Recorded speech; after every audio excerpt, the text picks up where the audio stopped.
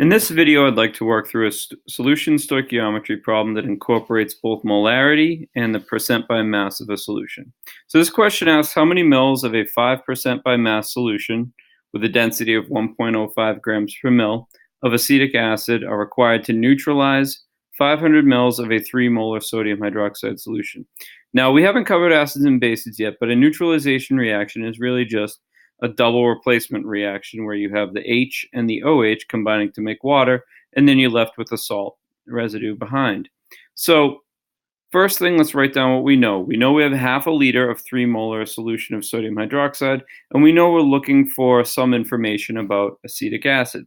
So anytime you know the volume and you know the molarity, which is a relationship between the moles of solute per liter of solution, you can determine the number of moles of that material that you have.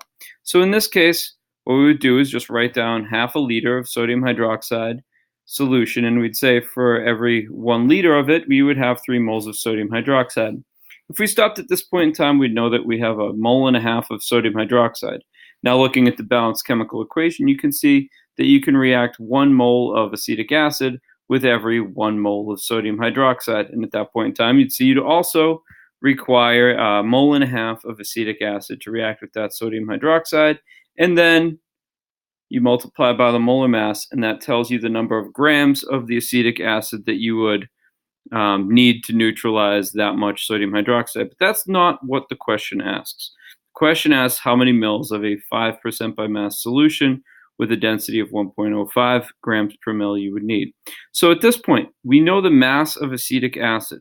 What we can then do is say, all right, since it's a 5% by mass solution, that means I have 5 grams of acetic acid per every 100 grams of solution. So we use that as a conversion factor, and that would let us know the grams of the solution. At that point in time, you would have essentially 1,800 grams of solution. And then since the solution has 1.05 grams of it for every mil, then you could see that you would need 1,710 milliliters of solution. So the backbone of the problem is still the same in that you're going from some amount of a material, converting to moles, relating that number of moles of one thing to moles of another, and then figuring out some information about that. That's the backbone of basic stoichiometry. The only difference between this and the stoichiometry we've done before is we have a new way of getting to moles of something using molarity, and then we can describe solution concentration using a percent by mass, and then even using density as a little add-on to get more information.